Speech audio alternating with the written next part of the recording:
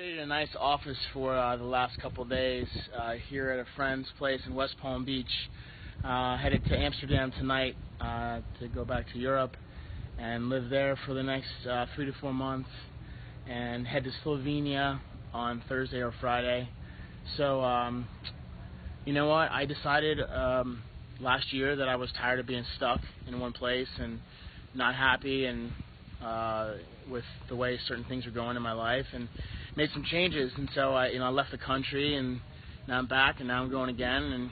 And the reality is, I know some people say if you have children or whatnot, you can't change your life. But what I've learned through all these stretching is that you can create whatever you want.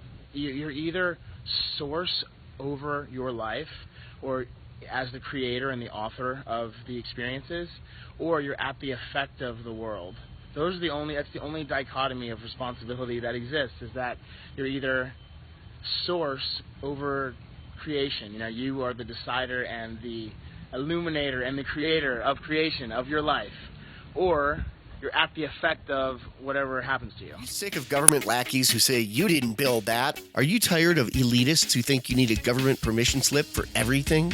Everything you do is an A to B conversation, and the government should see their way out of it. Create true free markets by adopting the BIPCOT No Government License.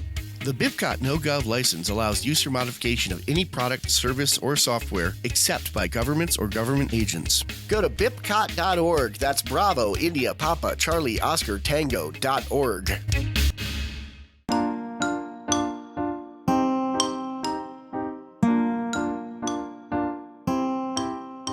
Hello, everybody, and welcome to Peaceful Anarchism on the Voluntary Virtues Network on theseedsofliberty.com and theconsciousresistance.com.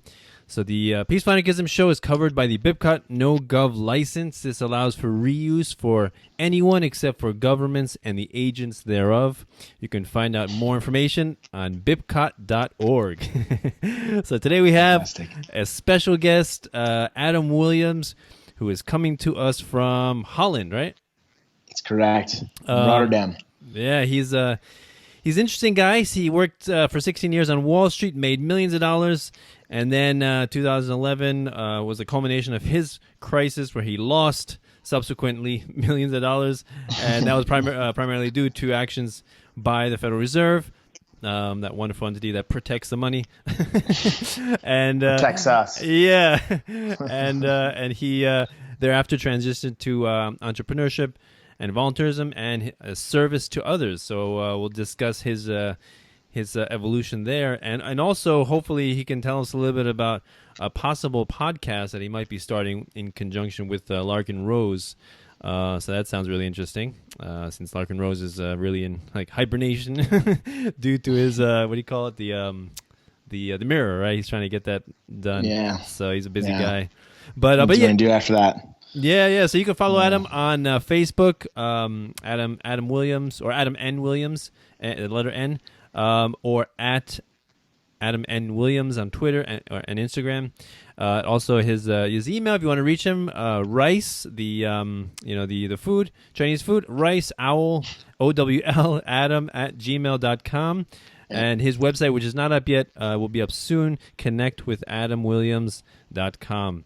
And he's very open, so he his phone number, if anybody wants to reach him for whatever reason, 1-646-265-0293. You can FaceTime or text. Get a free 10-minute consultation. He's a really open guy. He's not one of those people who's hiding in his bunker with his gun and his gold and his prepared not food. Yet. So he's open, man. Not afraid of the NSA or any other surveillance state. But yeah, he's got a couple of businesses going. One of them is the Avatar course, which is a personal development program. You can tell us more about that. And another one is Be Hip, which is stands for Believe, Helping, Impact People. Awesome stuff. And there's also got an online fitness and wellness coaching program, which he uses to help people, become more slim and healthy and beautiful. So awesome, man. Definitely need more of that. So Adam, thanks a lot for coming on the show. Oh man, thank you so much for that wonderful introduction. Appreciate you, man. Yeah, I've seen you around Facebook and the different groups, and you always got something positive to say, which is really awesome. I think a lot of anarchists can dwell in the negativity and the dark and Yeah. gloomy topics, and people can accuse us of that because we're talking about like debt and fiat currency and Sure. economic slavery and Yeah. drone strikes and war and torture and all this stuff, mean nasty stuff that government does.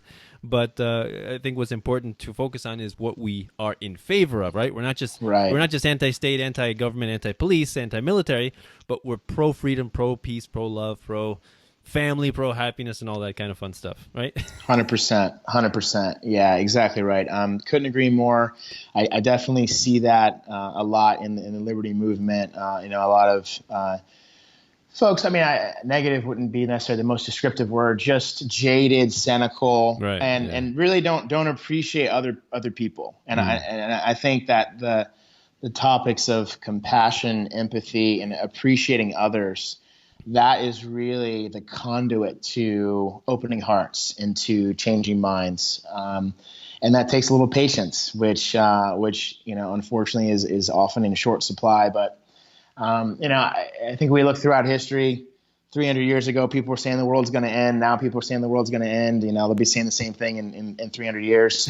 And the huge things are changing. Huge things are changing behind the scenes, especially as much as I understand the financial markets and how market structure works and liquidity and in terms of manipulations by central banks. There's going to be huge consequences. But no matter what happens, what matters is really the investment you're making in yourself right now to grow your consciousness, to feel better, to be healthier, to vibrate on a higher frequency, then extend that to your tribe and your family, then your community, and then from there. So that's the way to do it from the bottom up. Yeah, I definitely agree. I think we can reach more people rather than trying to tear down their beliefs and their illusions, even though we think they're wrong. We still have to say, what we would want to replace that with, right? So I don't necessarily, for that reason, I don't necessarily use the word anarchist, although I know some people are trying to take back that word and use it and try to correct people. But when people ask me what do, I say, I talk about universal morality, I talk about economics, right? I talk about free markets. You talk about the beauty of freedom. Exactly. Right. I love what Dr. Robert Higgs said. He's got a great meme that I posted, and he said, "Quit wasting your time on politics. Focus on principles. And then I also add philosophy. Yeah. The business of the United States will continue until foreigners can stop lending us money, until it ends. That's really where we are. So, talking about politics is a total dead end. I've moved on past that. And I'm just talking about principles and philosophy now.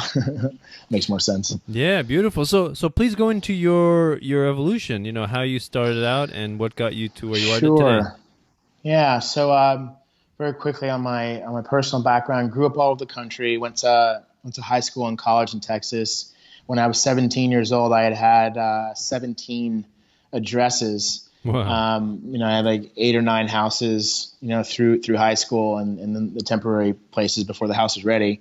And, my father was a businessman and he ran cable systems. So we really we were very fortunate to be able to get any education that we wanted. My sister and I went to Rice. My sister went to Duke. I was self-made millionaire on Wall Street from zero. And she's a doctor and married to a surgeon. So, we're very fortunate to be able to travel the world. This is my 31st country to visit. Wow. So I'm really up there. Been all over the world. This is my 4th country to live in. I've lived in France twice. I speak French fluently and lived in Australia. So just was very fortunate to really, I guess I was kind of always a voluntarist, but I definitely didn't know that language. My behavior was complete statist until about 2011 when things got destroyed and I started to ask more questions about life. But throughout, high school and college and coming onto Wall Street, I was fully in the ego side of the intellectual consciousness of ego and competition. It was everything I learned about was focused on the external, achievement, money, success, power, stuff. That was how I defined success, because that's how it was defined for me, right? And certainly on Wall Street that was the same. So I started out trading equity derivatives at Merrill Lynch out of undergrad. I did an internship program the summer before my senior year. Traded equity derivatives. It was like a $400 million business the first year on the desk. I remember I got my first bonus. It was $10,000, and my last bonus was $900,000. But I was so excited when it was $10,000. I was like, yeah! I was all fired up, and was like, I'm gonna go to Atlantic City. I was like 22, and then the guy next to me, I didn't know he was getting 1.3 million. But the guy he was 10 years older, but I ended up getting pretty close to that. So worked my every year was more. In 2003, I went from equity derivatives trading to convertible bonds. So I traded convertible bonds from 2003 till 2010. And 2010 is when the whole roller coaster basically ended. As you mentioned, the Federal Reserve, instead of fixing, they're the ones who cause a problem. Instead of the government and the central banks, and Jeff Berwick says it correctly, that the two biggest enemies of mankind are the state and the central banks. Instead of actually fixing what happened, Jeffrey Tucker puts the best sentence to what happened 2008, 2009. What most importantly, what happened is that banks changed. And banks were corrupt before, but it was not the same as 2008. That's when the rule of law went out the window, and they just changed the rules. So banks went from facilitators of commerce before 2008 to stewards for government debt so that it would not be exposed to market risk premiums. That is a very succinct way to say what happened. So after that, they engaged in quantitative easing, which you've heard about, and the interest rate suppression also created volatility suppression. And those two things, interest rates and volatility, is what made convertible bonds valuable. So they just, 30% of the people, 40% of the people got fired in that business, and it just ended. And that's happened to many different businesses. Again, when you have cronyism and corruption, things just don't move the way they normally do, and you have to adjust. So long story short, my income went down from low seven figures, which would take me 10 years to get. I had 7 figures saved with all my assets, and my income went down to low 6 figures basically in 18 months. And that completely blew up my process. It wasn't like I had won the lottery and just bought stuff. Like, I worked for it for a long time and did all the savings and maxed out the 401k and everything. But I just got margin called. I had, instead of buying $300,000 houses, I bought and rented 2 of them out. I bought $1 million house, and that got destroyed. And it's just everything was wrong. I was losing $100,000 a month the first 6 months of 2011. And 2000, my first marriage ended beginning of 12, and that was the big wake up call to get honest with myself and see what I was doing and look at my beliefs. And it was just magic. I'm really grateful for that crisis. And I remember I told a friend everything that happened to me that year, and he said, Adam, I don't know if I could have survived that, but I did survive. And what I've done since then is just educate myself, learn about voluntarism, learn about natural law, learn about empathy and compassion. And I'm not a parent yet. I don't have children, but I have learned about peaceful parenting, like I know you're excited about. And just it all goes together. It's really one side of statism and central banks and government and debt and war, and the other side is entrepreneurship, voluntarism, Austrian economics, natural law, and love and happiness. So that's where I'm at now. Wow. What a roller coaster. Yeah, it was something else. And so now you're so now you've started businesses as a result of that, right? Yeah, so go into a little bit of those businesses. Sure, that's been a process. I was, from 2011 through when I came here a few months ago, or last month, I came here at the end of April. I was still working on Wall Street in Manhattan or in Connecticut, and living in Connecticut, and just trying to kind of hold on to my stuff, try to hold on to my house, try to hold on to my cars and all the stuff. And it was so liberating to just leave everything I literally left everything and sold everything and just came here with a suitcase and laptop and phone to just create the free space to really create what I wanted, because based on living in the second most expensive area in the country with the, challenges and stuff that I had created and stress and whatever, it was challenging to do both at the same time. So I'm very fortunate that I had the freedom, not having kids, to just dedicate all my time to making it go faster. But for people who want to do these things part-time, also works amazing for people. It just didn't work for me. So I think when I really learned how bad the Matrix was, I just didn't want to be a part of it anymore. And I think I resisted that for a few years. So I'm grateful to be living my principles here. The businesses, I've been working on these for really a couple of years, but now the application's there. I've been involved with the Avatar course since 2012.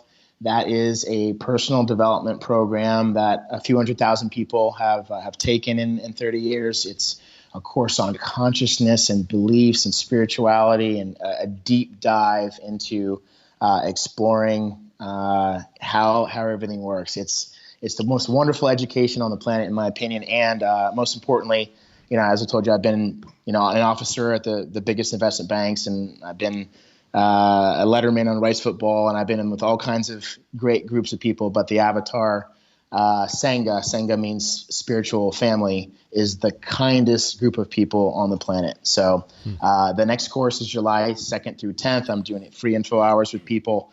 It's in Orlando, and I'll be back in the States because I can only stay here for 3 months, right, without a visa. So I'll be back in the States in July to deliver that course.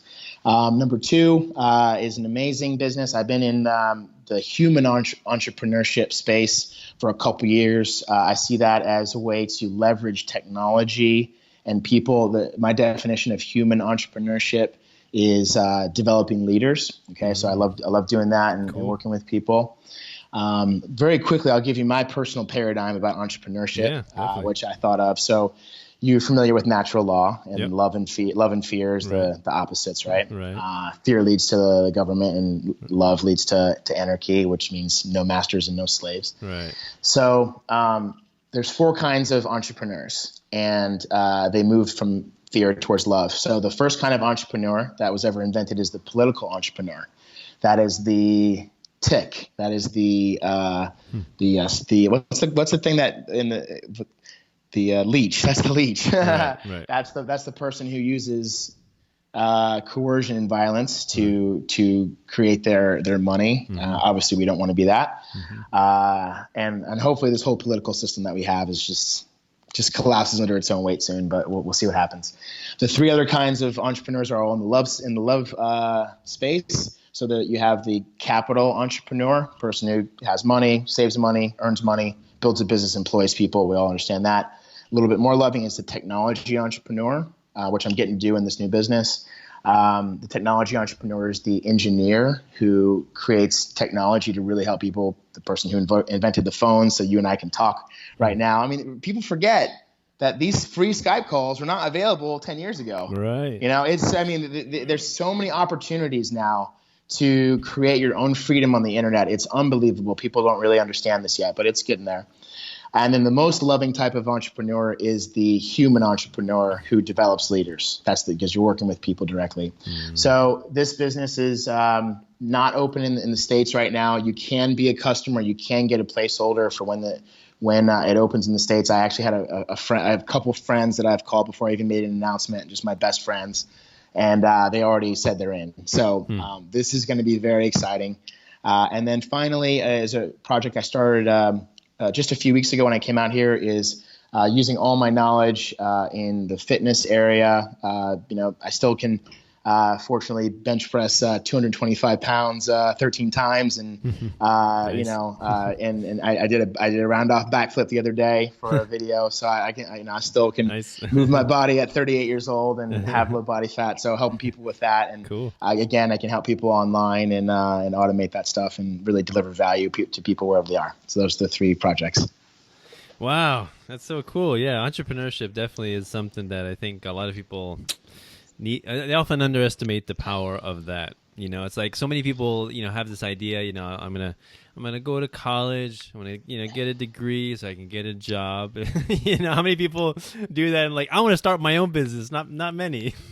No, I mean it's about nine. We went through the numbers tonight in the presentation. Is literally what's amazing is I'm not Dutch, but this company just started in Holland a couple weeks ago, and because I'm on Facebook and I figured things out, I found out about it, and I'm the first distributor, or second distributor here. So we have the first big meeting on Sunday. So we had a presentation tonight and went through the Robert Kiyosaki. Have you heard of Robert Kiyosaki? I love that guy. Rich Dad Poor Dad. Yeah. I read a couple of books. The quadrant. You have the quadrant. You have the employee and the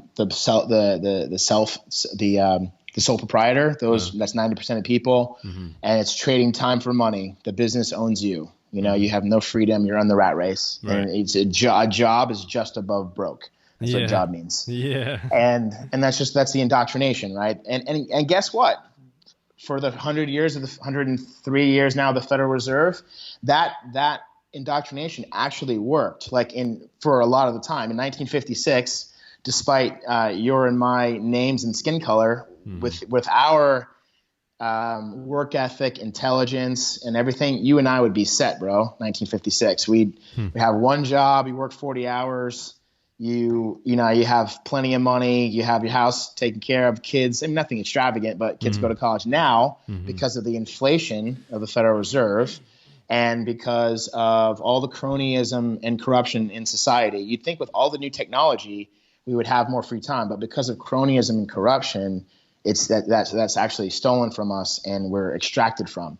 So that whole paradigm of work 40 years for 40 hours a week and retire on 40% of what you're earning in a pension, it doesn't exist anymore. And 50% of the jobs that are currently available now are going to be done by robots, algorithms, and computers in just 10 years. Right. So the do-it-yourself process is not only what gives you freedom, not only what allows you to work very hard for not much money in the beginning, but build something that is actually sustainable and passive income long term.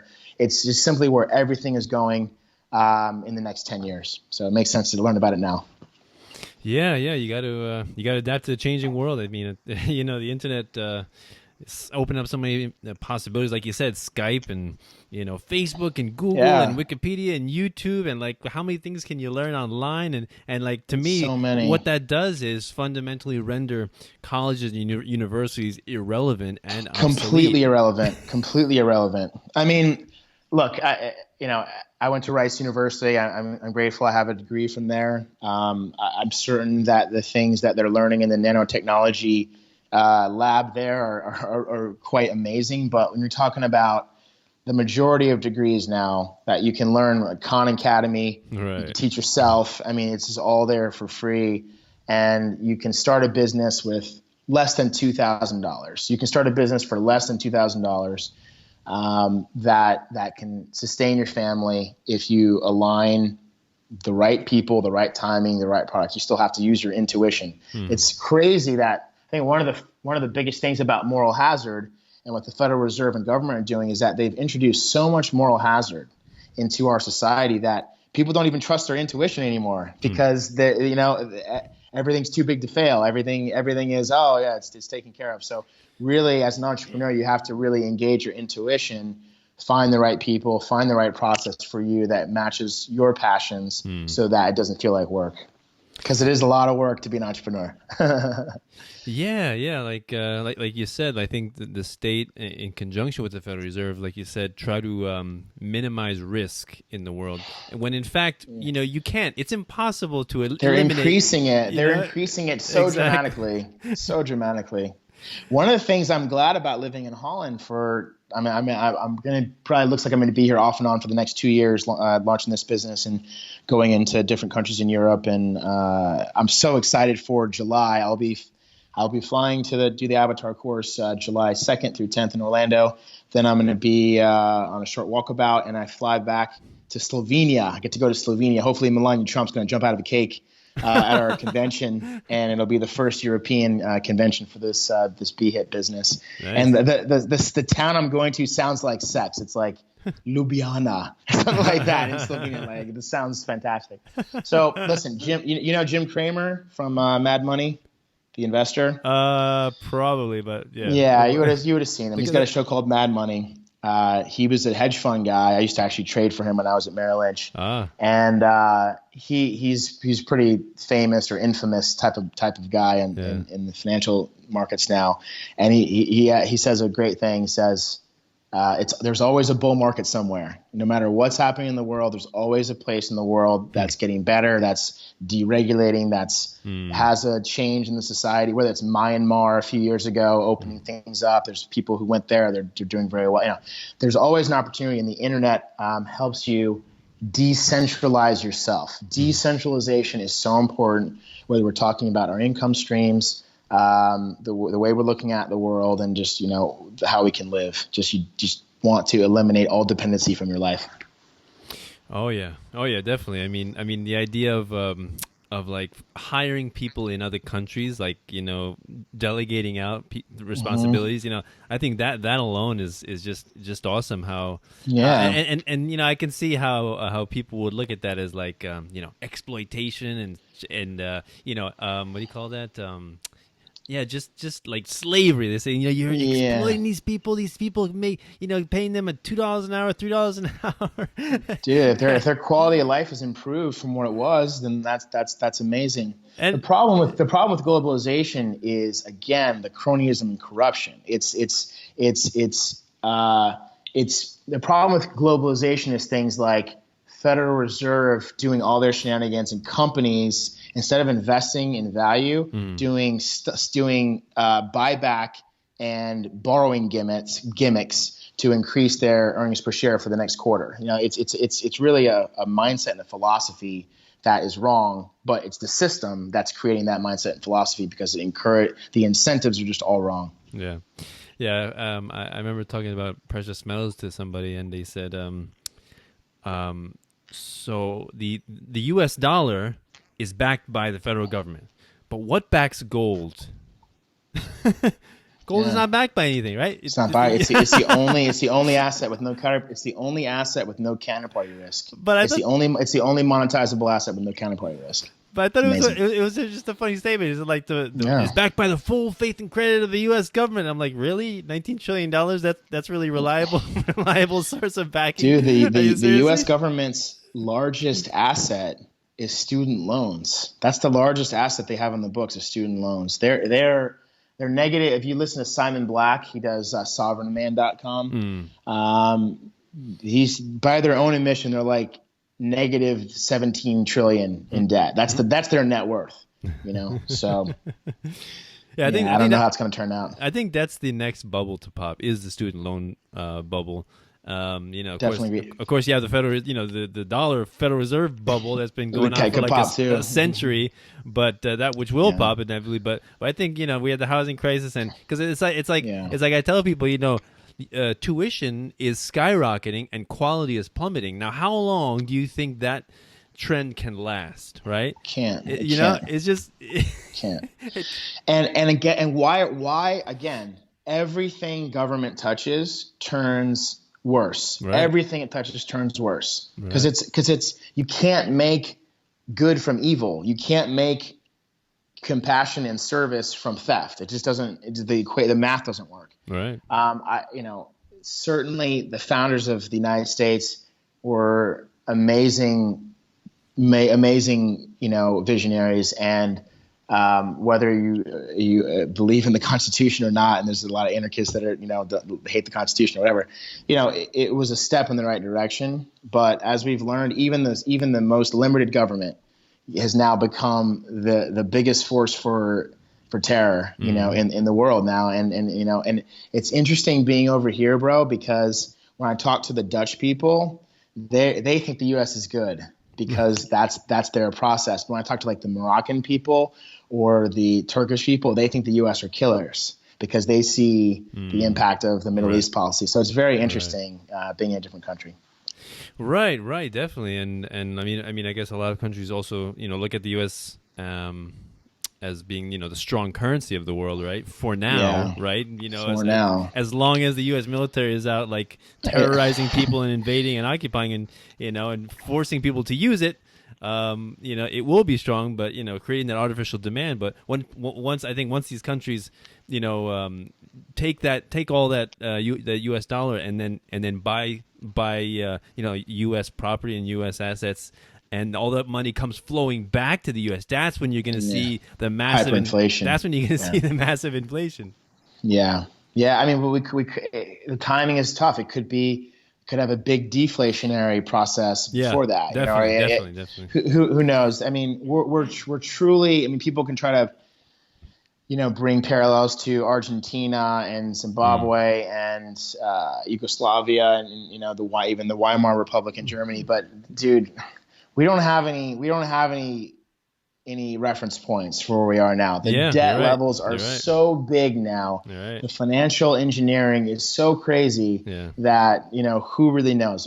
What I know is tomorrow, no matter if there's an EMP and there's no electricity, I know people are going to want to feel good and have healthy food and look good. That's always going to happen no matter what's happening in the world. So I'm focused on delivering value and helping people because that's always going to be in vogue. If your business depends on subsidies or all kind of government stuff, I mean, I would be diversifying into other things that are more sustainable because who knows how long things continue the way they are. Yeah, and that's what I love about entrepreneurs is they have this mindset of creating value, because that's the only way. That's the only way that you make money is by creating value, creating something that somebody wants to buy voluntarily, right? That's it. And so that's how you improve the world is basically by voluntary exchange. I think it's a very, very simple thing. When you just allow people to trade and produce and create and innovate, the world improves. People lift themselves out of poverty. Child labor disappears. All this worry. Horrible things disappear. Yeah, I totally agree. Yeah, 100% right. So please go into your Larken Rose podcast and what's that going to be about? Yeah, so Larken's awesome. I haven't met him in person. I've been fortunate to meet. I would say probably Larken and Mark Passio are two of my biggest philosophical folks to really listen to on these topics of anarchy. Of course, I love reading the older guys and the Austrian economists and all those folks. Right. One of my favorite books is The Law by Frederick Bastiat. It's a wonderful book. Yeah, 74 pages. Yeah. So Larken and I have had plenty of conversations on the phone. Definitely fond of each other, and had several chats. And we have an idea to do a podcast called Good Anarchist, Bad Anarchist. And so I'll be the good anarchist. He's going to be the bad one, confronting people and forcing them to look at everything. I'm the one that's going to be appreciating where they're coming from and introducing more empathy and compassion to the process. So we can see who converts more statists. What is it going to be, like a man in the street type thing? That's a good. We're brainstorming right now. So I don't know. I mean, he has his awesome rant that he does. Now. So when he comes up Periscope from what he's doing, and I have a bit more free time after I build these couple of things I'm doing the next few months, then we'll get it in there. It'll definitely be happening before the election, and we'll be promoting it. It's going to be fun.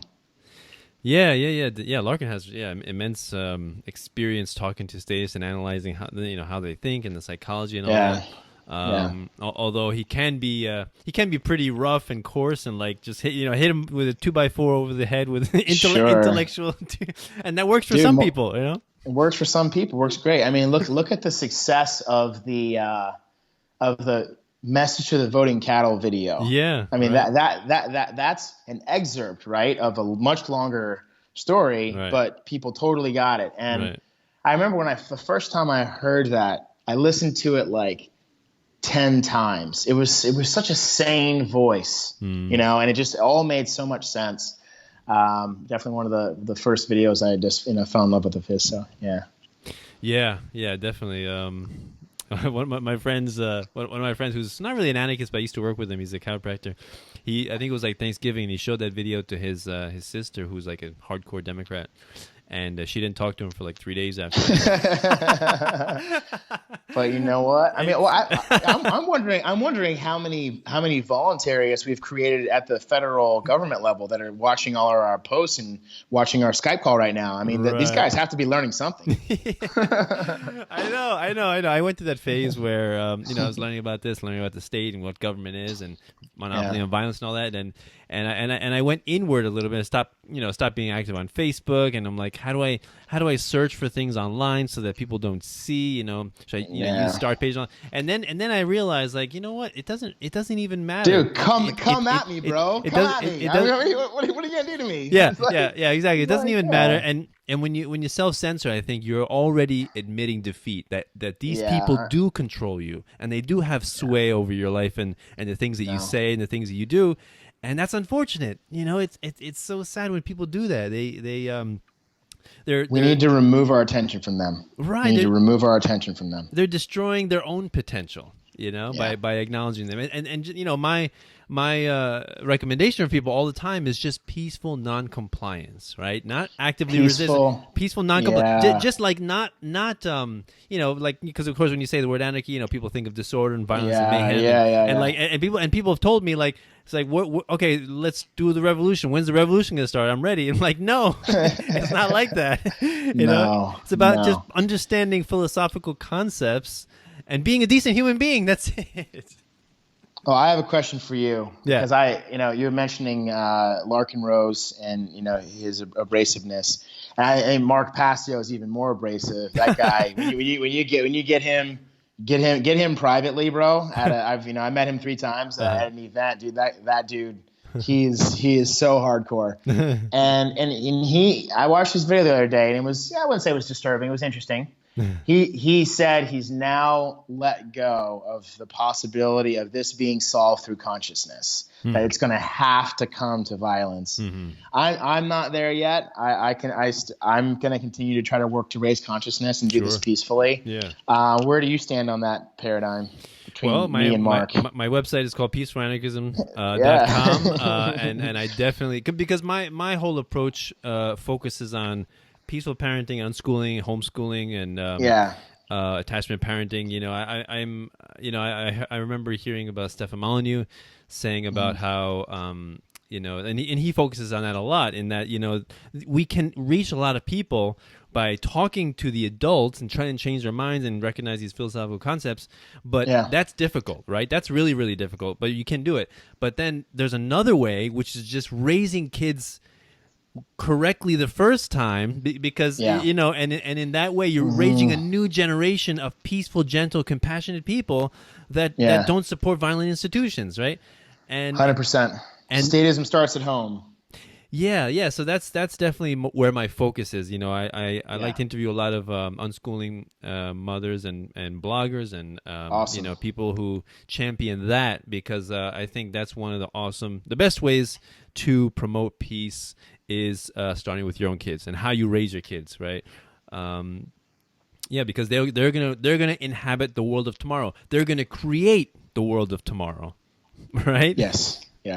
So you have it exactly right. Now, what do you think about? Okay, I have 2 questions. So, what do you think about using the word anarchy versus voluntaryism? Because for me, I love using the word voluntaryism and voluntarist, because it begs more questions. What does that mean? Right. Versus, like, I have to re-educate you on this, what anarchy actually means. Yeah. And then second, voting. What do you think about those? All right. So simple questions. So when I first created my website, I guess I did it pretty quickly, and my wife's like, "Are you sure you want to call it peaceful anarchism?" I'm like, yeah.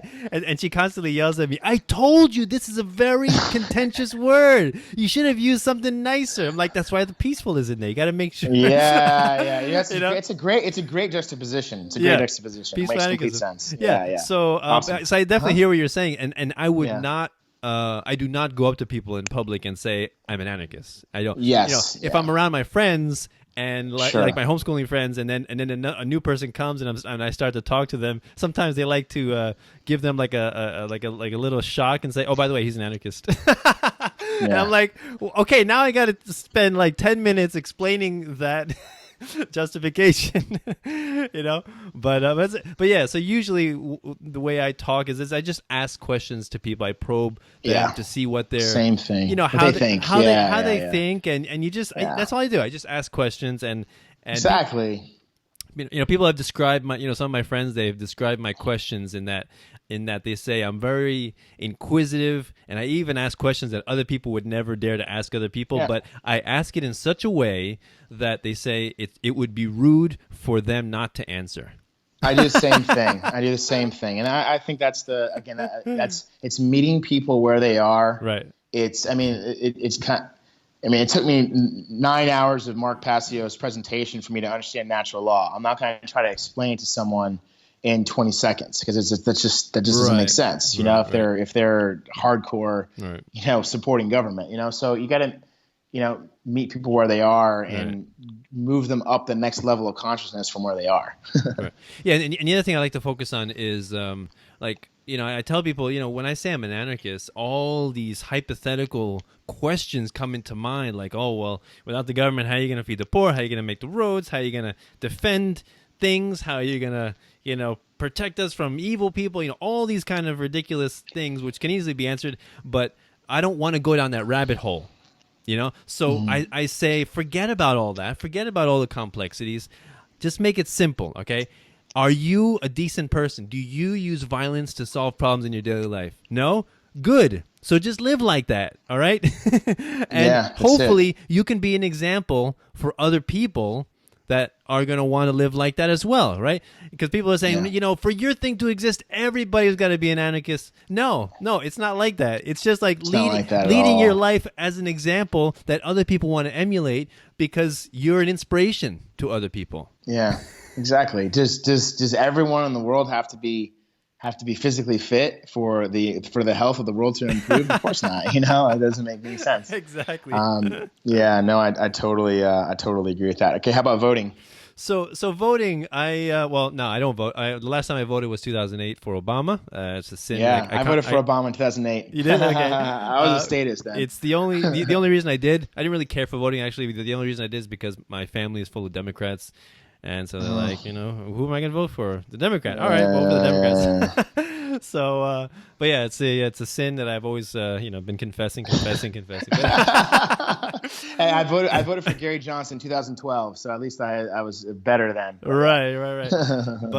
But no, I don't think that any kind of palpable improvement in people's lives will come from voting or appealing to the state. And so I say, you know what? Like you said before, politics is a waste of time. It's a waste of time. I say, total waste of energy. You want to make yourself productive? Focus on yourself. So be productive. Yeah. So the first thing is focusing on yourself. That's the first thing. Improve yourself. Make yourself a useful and decent and moral and compassionate human being. And then you that will emanate outwards, and then you raise your kids hopefully to be similar, independent, self-reliant individuals, and then hopefully that will spread, right? So always focus on yourself. When you try to vote, you're like, you want to force your opinion onto, or use a politician to impose your opinion on other people. It's just. It's the violence in the system that a lot of people don't recognize. Everyone's like, it's your constitutional right. I was just in the library today, and they're like, it's a constitutional right to vote, and all this kind of crap. Yeah.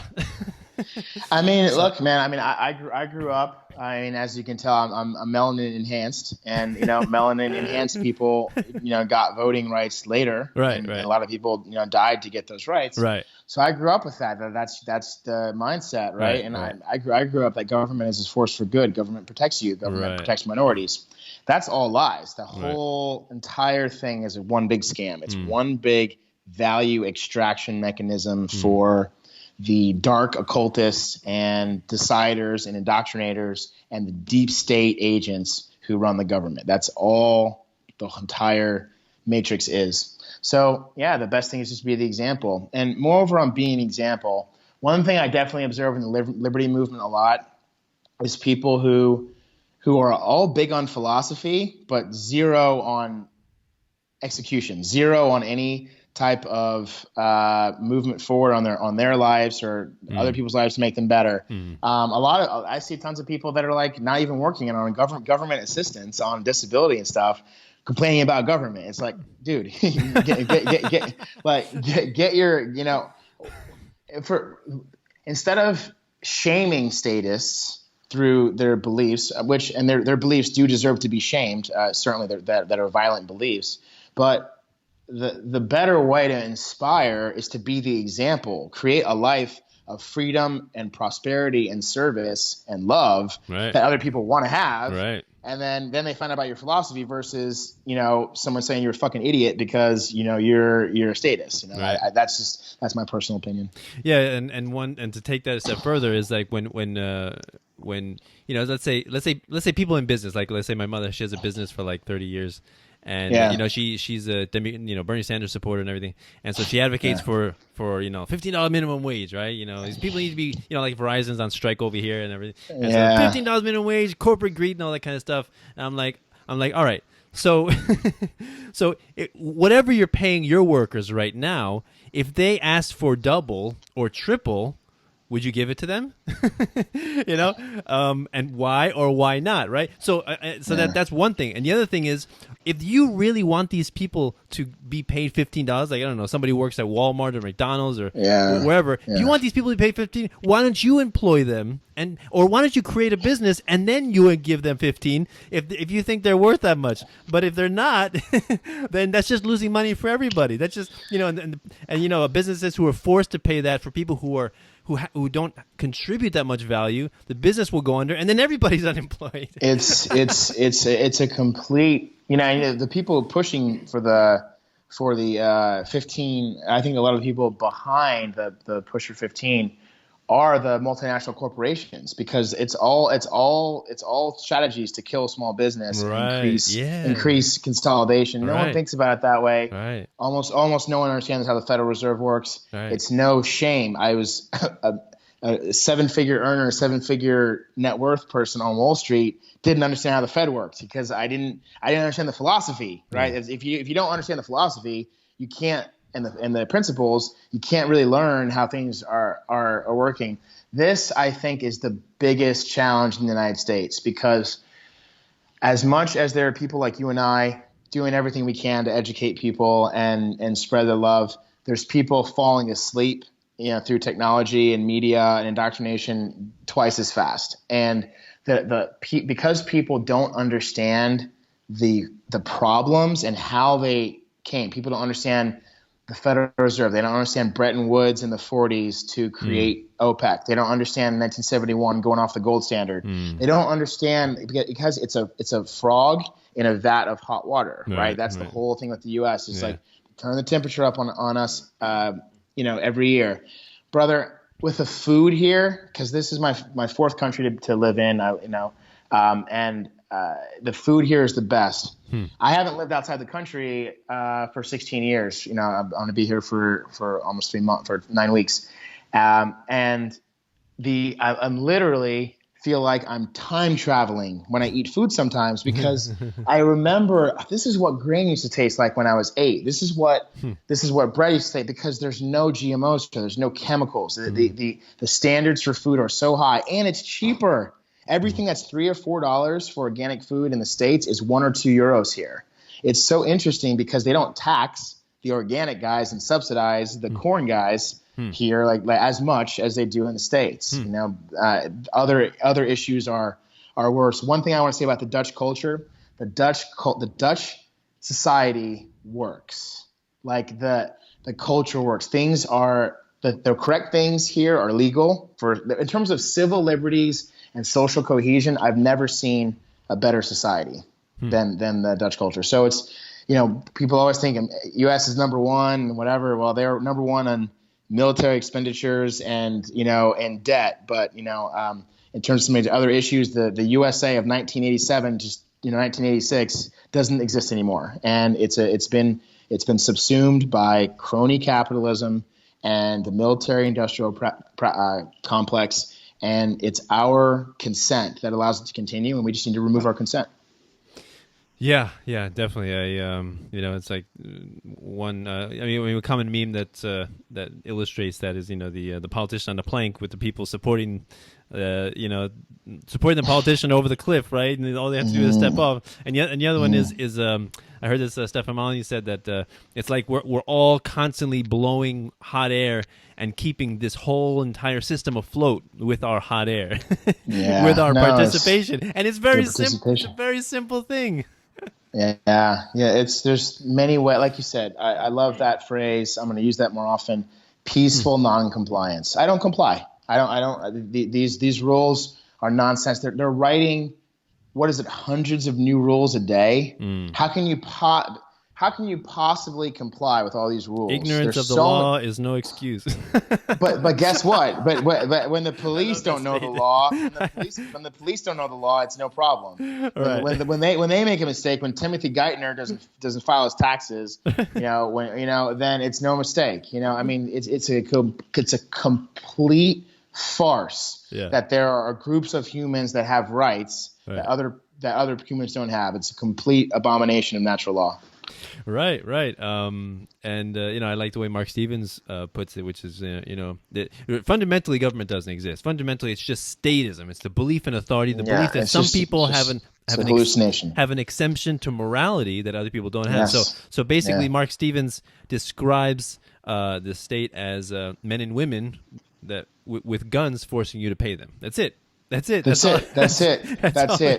That's all it is. All it is theft and coercion. That's all it is. And I mean, look, man, there's been improvements in the level of consciousness. There's been trainings and research, and certainly coming out of the grain area, I think that was the first money was grain. That was the first thing that was ever saved. Right. And that was the first kind of value, and that was the beginning of it. And was the knowledge of voluntarism understood then? Of course not. It's a process, but just because things have always existed doesn't mean they need to. The biggest things that enable a free society, a stateless society of voluntarism now are the three things: the internet, blockchain technology, and higher consciousness. Those are the three things that literally can end war, can end the nation state, and can enable liberty and freedom and cooperation and collaboration to start to happen on this planet. Oh yeah. The internet is going to be the death knell to statism and central banking and all these decrepit dinosaur institutions. Just dinosaur, man, dude. The other day, I think I saw the U.S. government still.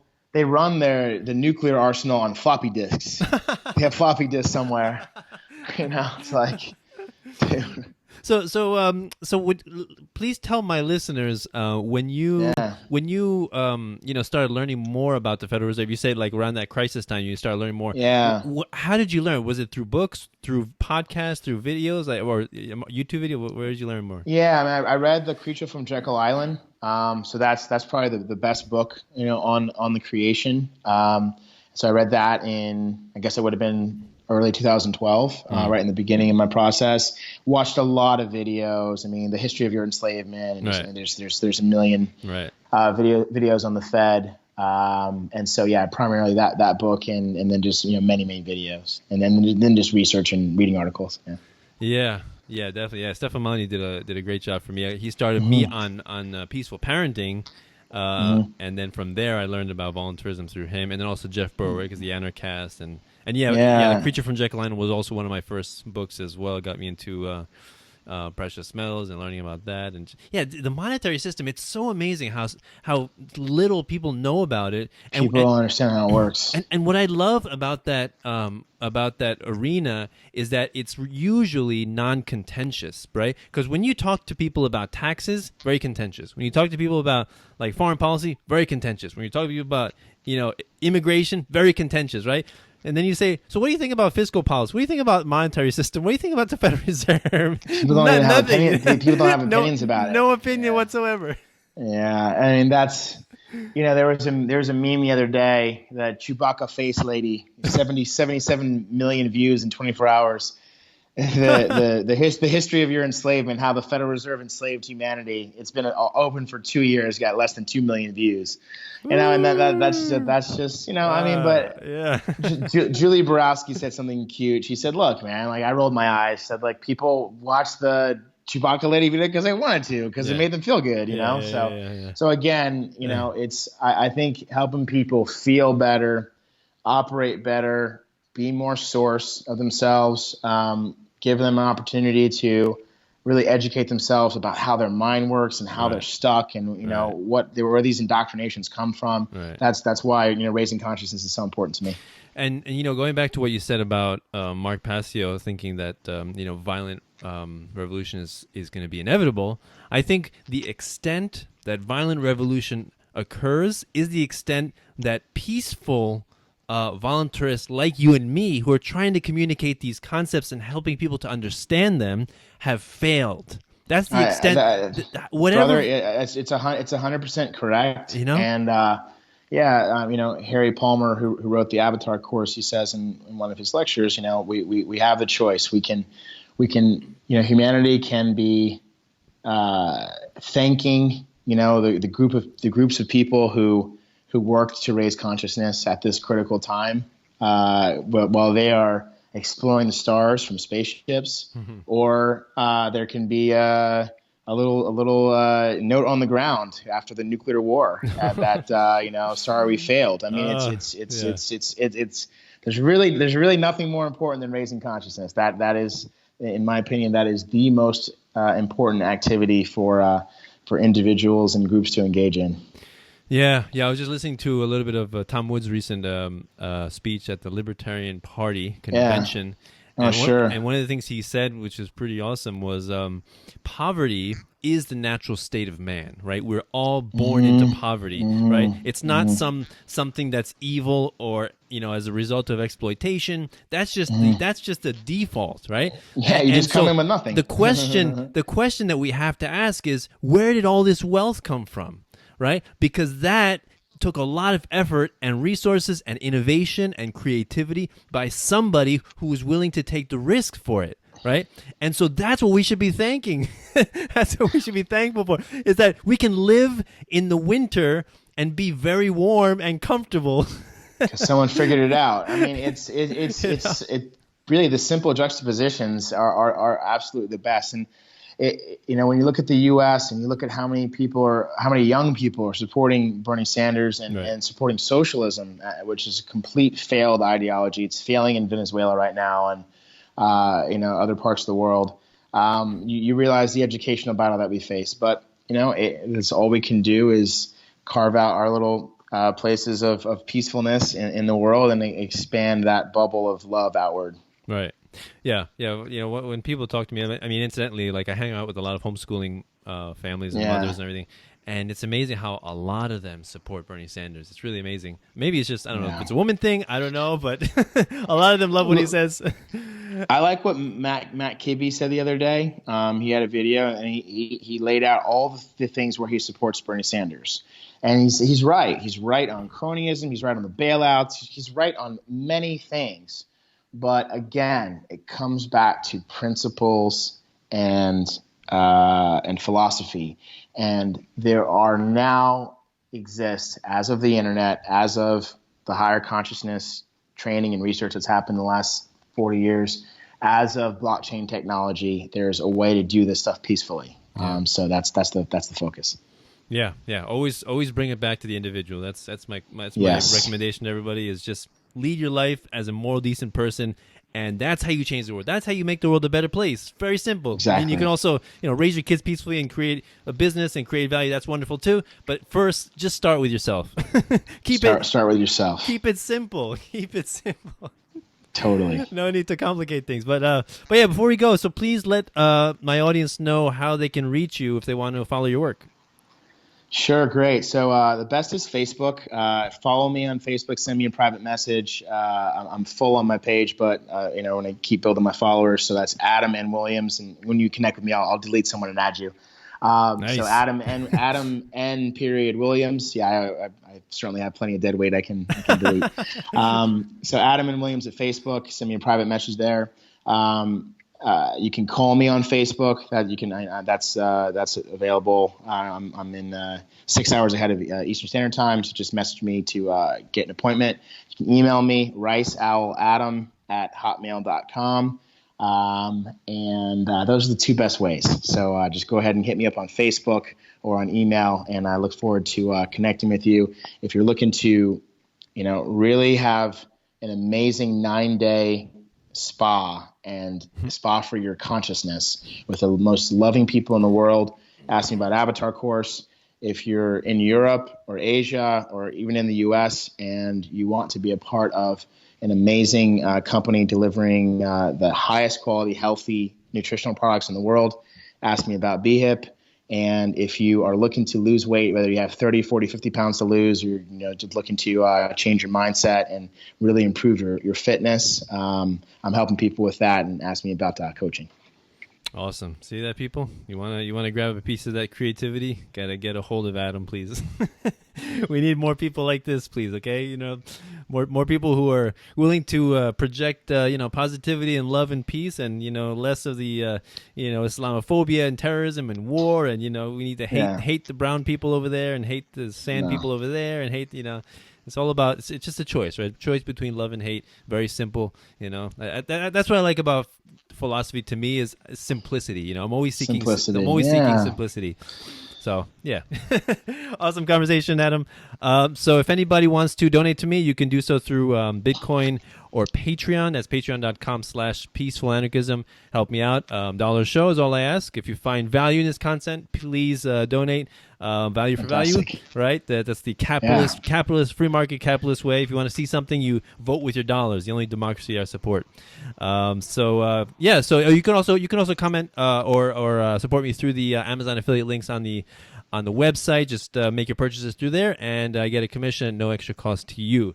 So that'll help me out as well. So awesome conversation, Adam. Really excited to find out everything that you're up to. And we will talk soon. So this is Peaceful Anarchism on the Voluntary Virtues Network, and theseedsofliberty.com and theconsciousresistance.com. Wishing everyone have a wonderful day. Take care. Thanks so much. Bye. Bye. Cell 411 is a free app for Android and iOS that replaces government-controlled 911. Cell 411 allows you to preset a group of friends or private organizations to show up in any emergency. Cell 411 is a nightmare for the state because it proves their so-called services aren't needed. Cell 411 has had thousands of installs, and of course it's covered by the BIPCOT no government license. Cell 411 because your friends won't shoot you when you're in trouble. Without the government, who would build the emergency services? You and Cell 411. Get it today at getcell411.com. That's getcell411.com.